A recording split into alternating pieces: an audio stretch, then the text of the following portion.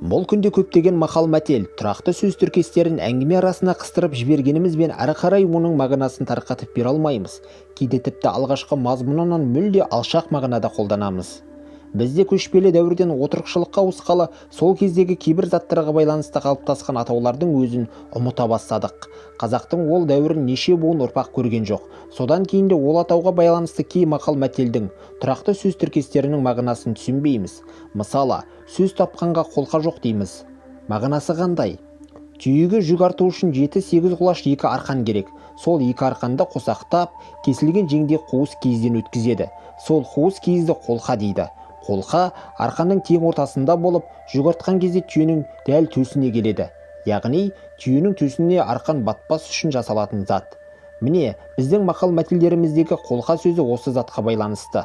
Себебі түйеге жүк арту үшін оны шөгеру керек. Шөгеру үшін арқанның бір жағын шумақтап алып, қолқаны төс тұсына келтіре, түйенің мінер жағынан қамшылар жағына өткізе лақтырамыз. Түйені қазақ осылай қолқа салып шөгереді. Енді түсінікті болар. Қолқа салып кеп отырмын деген, жүк артқалы келіп отырмын, салмақ салғалы келіп отырмын дегенде білдіреді.